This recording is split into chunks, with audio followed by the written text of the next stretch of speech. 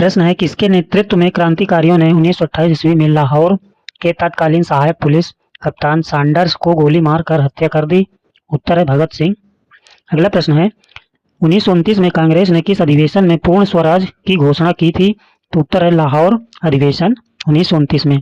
अगला प्रश्न है, 31 दिसंबर 1929 को आधी रात को 12 बजे जवाहरलाल नेहरू ने किस नदी के तट पर तिरंगे झंडे को फहराया था? तो उत्तर है रावी नदी के तट पर। अगला प्रश्न है, कांग्रेस के किस अधिवेशन में 26 जनवरी 1930 ईस्वी को प्रथम स्वाधीनता दिवस मनाने की घोषणा की गई थी?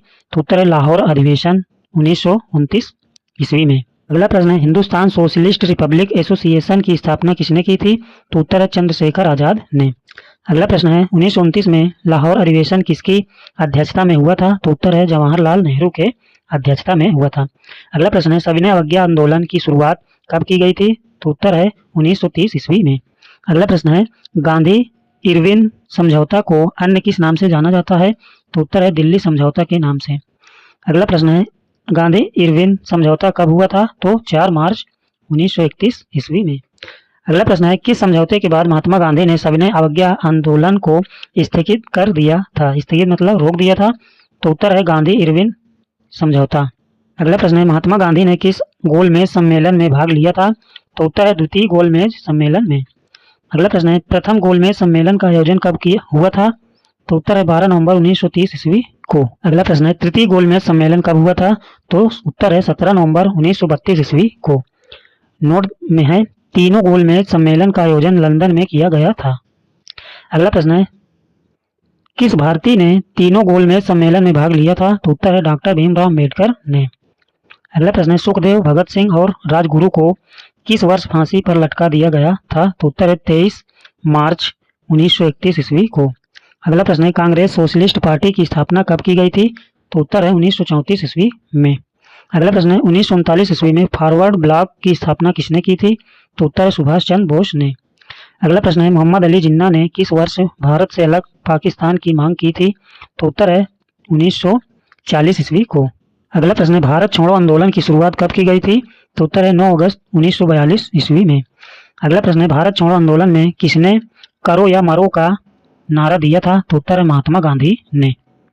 अगला प्रश्न है, आजाद हिंद फौज की स्थापना का विचार सर्वप्रथम किसके मन में आया था? तो उत्तर है कैप्टन मोहन सिंह के मन में आया था।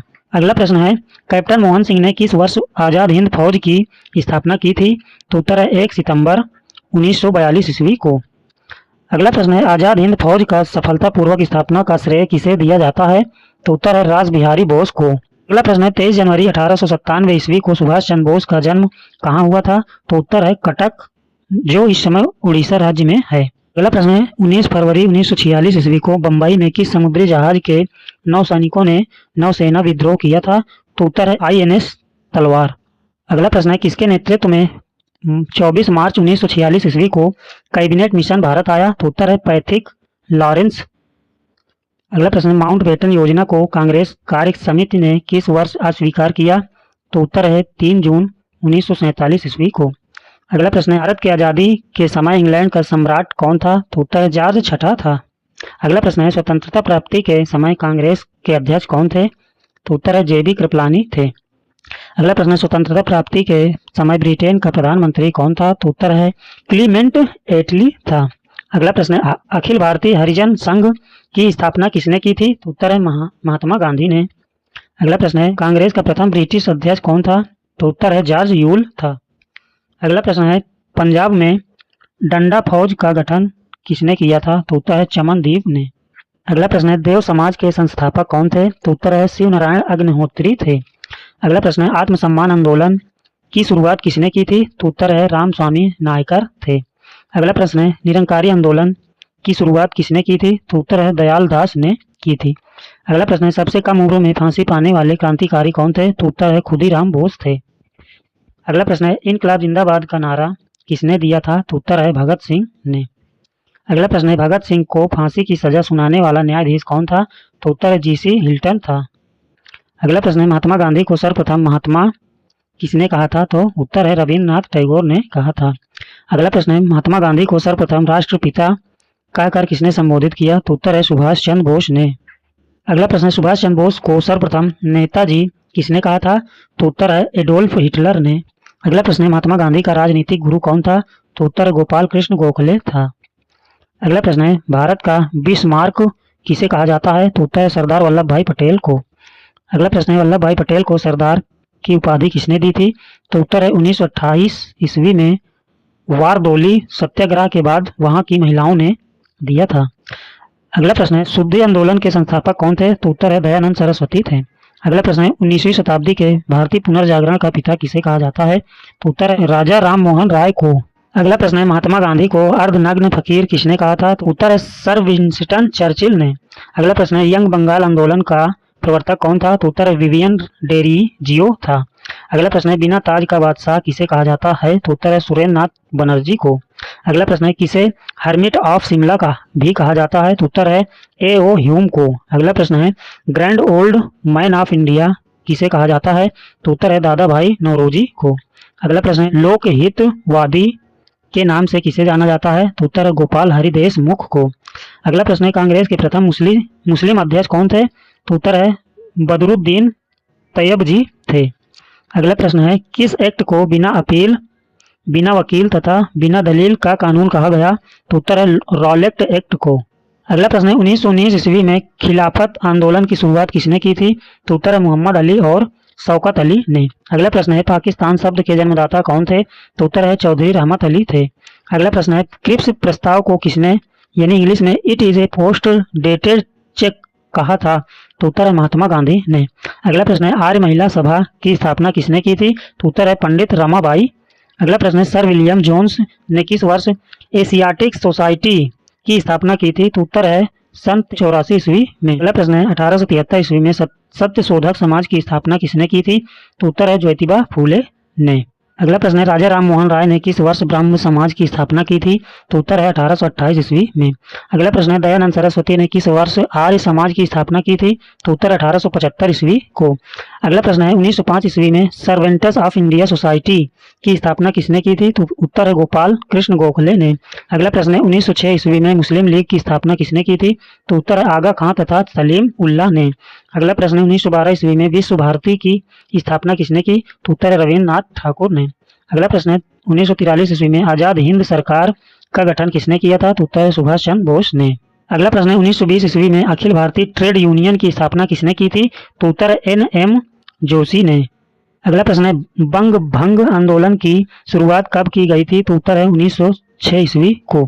अगला प्रश्न है 1932 ईस्वी में महात्मा गांधी और डॉक्टर अंबेडकर के बीच हुए समझौते को किस नाम से जाना जाता है?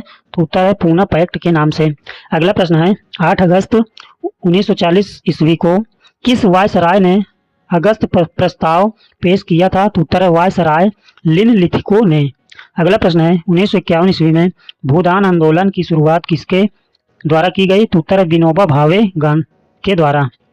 अगला प्रश्न है मोहम्मद अली जिन्ना को कायदे आजम की उपाधि किसने दी थी? तो उत्तर है महात्मा गांधी ने। अगला प्रश्न है रविन्द्रनाथ टैगोर ने देश नायक की उपाधि किसे दी थी? तो उत्तर है सुभाष चंद्र बोस को। अगला प्रश्न है मारो फिरंगी को का नारा किसने दिया था? तो उत्तर है मंगल पांडे ने। अगला प्रश्न है दिल्ली चलो का नारा किसने दिया? तो उत्तर है सुभाष चंद्र बोस ने। अगला प्रश्न है विजयी विश्व तिरंगा प्यारा का नारा किसने दिया था? तो उत्तर है श्यामलाल गुप्ता पार्षद ने। अगला प्रश्न है सरफरोशी की तमन्ना अब हमारे दिल में है का नारा किसने दिया था? तो उत्तर है राम प्रसाद बिस्मिल ने। अगला प्रश्न है साम्राज्यवाद का नाश हो का नारा किसने दिया था? तो उत्तर है भगत सिंह। अगला प्रश्न है 1822 ईस्वी में कोलकाता में मिरात उल अखबार नामक प्रथम फारसी पत्रिका की स्थापना किसने की थी? तो उत्तर है राजा राम मोहन राय ने। अगला प्रश्न है 1868 में कोलकाता में अमृत बाजार पत्रिका की स्थापना किसने की थी? तो उत्तर है शिविर कुमार घोष ने। अगला प्रश्न है 1851 में बम्बई में रस्त गोफ्तार की स्थापना किसने की थी? तो उत्तर है दादा भाई नौरोजी ने। अगला प्रश्न है 1862 में कोलकाता में इंडियन मिरर नामक समाचार पत्रिका की स्थापना किसने की थी? तो उत्तर है द्वारका नाथ टैगोर ने। अगला प्रश्न है 1873 में कोलकाता में बंग दर्शन नामक समाचार पत्रिका की स्थापना किसने की थी? तो उत्तर है बंकिम चंद्र चटर्जी ने। अगला प्रश्न है 1881 में लाहौर में ट्रिब्यून नामक समाचार पत्रिका की स्थापना किसने की थी? तो उत्तर है दयाल सिंह मजीठिया ने। अगला प्रश्न है 1885 में कांग्रेस के प्रथम अधिवेशन की अध्यक्षता किसने की थी? तो उत्तर है व्योमेश चंद्र बनर्जी ने। अगला प्रश्न है 1886 में कांग्रेस के दूसरे अधिवेशन की अध्यक्षता किसने की थी? तो उत्तर है दादा भाई नौरोजी ने। अगला प्रश्न है कांग्रेस के किस अधिवेशन में पहली बार वंदे मातरम गाया गया? तो उत्तर है कोलकाता अधिवेशन 1896 12वां अधिवेशन था। अगला प्रश्न है कांग्रेस के किस अधिवेशन में पहली बार स्वराज शब्द का प्रयोग हुआ? तो उत्तर है कलकत्ता अधिवेशन 1906 22वां अधिवेशन में। अगला प्रश्न है कांग्रेस के किस अधिवेशन में पहली बार राष्ट्रगान गाया गया? तो उत्तर है कलकत्ता अधिवेशन 1911 ईस्वी में। यह 27वां अधिवेशन था।